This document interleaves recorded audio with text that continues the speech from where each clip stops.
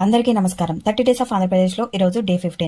తెలుగు రాష్ట్రాల్లో రొయ్యల రాజధాని ఏ జిల్లాయో తెలుసా? భారతదేశం నుంచి ప్రపంచానికి ఎగుమతి అయ్యే రొయ్యల్లో ఎక్కువ వాటా ఎక్కడి నుంచి వస్తుందో తెలుసా? సముద్ర తీరానికి సమీపంగా ఉండే ఏ ప్రాంతం దేశ ఆర్థికానికి బలమైన స్తంభమైందో ఊహించగలరా? తెలుసుకుందాం రండి. నెల్లూరు, బాపట్ల, ప్రకాశం జిల్లాలు రొయ్యల ఉత్పత్తిలో దేశంలో అగ్రస్థానంలో ఉన్నాయి. ఇక్కడ తీర ప్రాంతాలు నీటి మట్టం, ఉప్పుదనం రొయ్యల పెంపకానికి అత్యంత అనుకూలం. భారతదేశం నుంచి ఎగుమతి అయ్యే రొయ్యల్లో దాదాపు 45 నుంచి 50% వరకు వాటా ఆంధ్రప్రదేశ్దే. ఇందులోనూ నెల్లూరు ఒక్క జిల్లాలోనే దేశ ఎగుమతుల్లో 25% వాటా కలిగి ఉంది. బాపట్ల జిల్లా కొత్తగా ఏర్పడినప్పటికీ సముద్ర తీరంలో ఉన్నందున రొయ్యల ఉత్పత్తి వేగంగా పెరుగుతుంది. ఇక్కడ ప్రధానంగా వనమీ రొయ్యలు పెంచుతారు. ఇవి అధిక డిమాండ్ కలిగి ఉంది.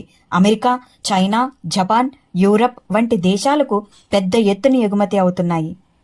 రొయ్యల ఎగుమతుల వల్ల ఏపీ ప్రతి సంవత్సరం వేల కోట్ల రూపాయల విదేశీ మారక ద్రవ్యాన్ని సంపాదిస్తుంది.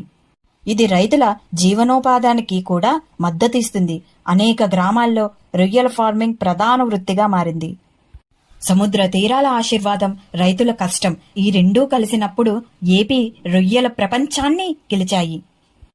ఇది మన రాష్ట్రానికి గర్వకారణం మాత్రమే కాదు, భారత ఆర్థికానికి బలమైన ఆధారం కూడా.